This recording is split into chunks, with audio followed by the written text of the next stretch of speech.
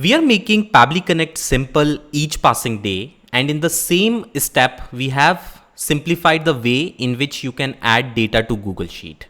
I will be showing you a small demo. As you can see in this specific workflow, you can see that I have already captured some data from IDA form, and I have used the response format as simple, which will actually give me all the data which can be mapped directly inside a Google Sheet.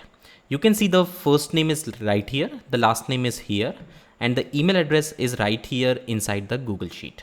Okay, this is my Google Sheet file, and just to be doing this demo from a basic point of view, what I'm going to do is I'm just going to delete any existing row and any data that exists in this specific Google Sheet. So you can see it actually has three header files, three header columns. First is the first name, then the last name, and then the email. So what I'm going to do is I'm just going to push this data inside Google Sheet easily now. So I'll just click on this plus button, which will open up the Actions tab. Next, I'm just going to click on Google Sheets, which is right here. As you can see, the Google Sheet option is chosen.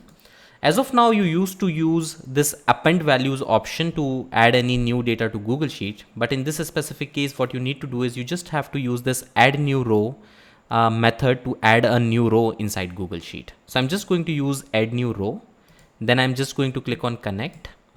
And since I have already logged in into my account, I'm just going to use the Google Sheet past credentials to log in into my account.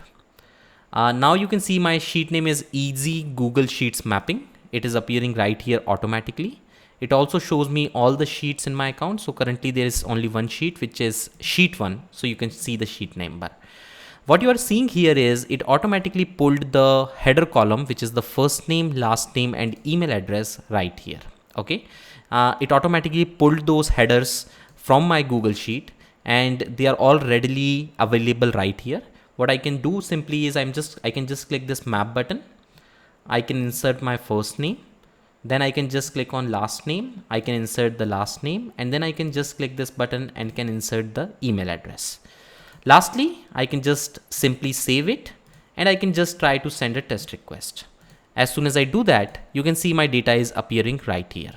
This means the whole integration between IDA form and Google Sheet is working now.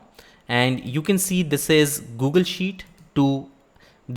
IDA form to Google Sheet, easily done through the add new row method that we launched inside Pabbly Connect today. So I do hope that you will find this easy mapping very, very easy and useful for your own needs.